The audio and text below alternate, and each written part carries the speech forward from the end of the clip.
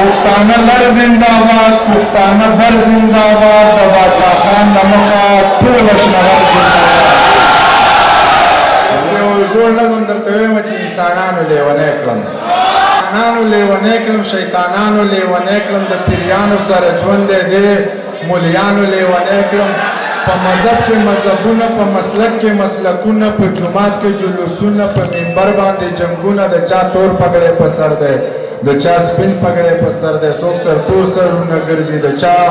شین پګړی په سر دی، په سندره مې کافر کړي، په خبره مې کافر کړي، چې د سوال جواب رانه کړي،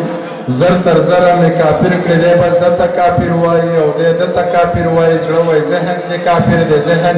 زړه ته کافر وایي، چې په ده پسې پسې شم که په ده پسې پسې شم، چې د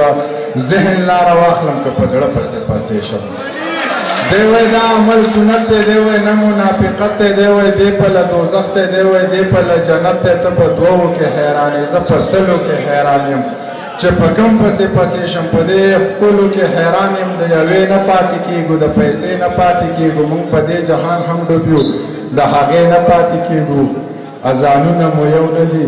اخترونه مو یو نه دي، که په یو صف کې ودرېږو خو نیتونه مو یو نه دي، د روزې مسلمانان یو، د جمعې مسلمانان یو، په توبو مې د توبه وي بې مزې مسلمانان یو، د جومات د دروازې نه تر حجرې مسلمانان یو، امانتو کې خیانت کو بې وعدې مسلمانان یو.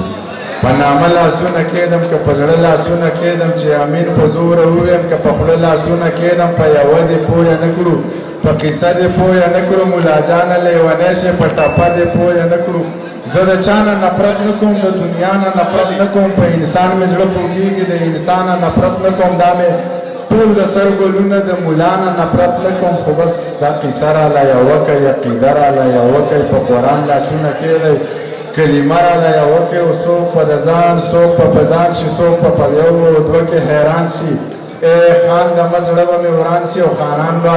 بیا سره خانان شي، پکې به ټول شي د رامبېل چامبېل ګلونه. دې نظم درته وایم چې د ژمي یخه شپه وه، موبایل وټنګېدو، ما له هم خوب نه راتلو، بس جوړ عوام یې غستو، چې مې سلام ور واچو، ویل یې ته لا ویښې، ویل مې جي جناب څوک، ویل ما نه پېژنې، ته منیر جان یې که نه. بس د دې غږ سره مې زړه داسې ونړېدو، بیا چې په ځان پوهېدم سحر رڼا خوره وه، بیا مې موبایل را واخیست، پکې د هغې شمېرې نه یو پیغام راغلی و، پکې لیکلي و چې بې له تا ژوند دی بلا ګران دی، په سرو لمبو کې مې ګزران دی، خال مې په خپلو اوښکو وران دی، او جانانه غم دی مسلمان دی، ما د ملا د بانګ نه مخکې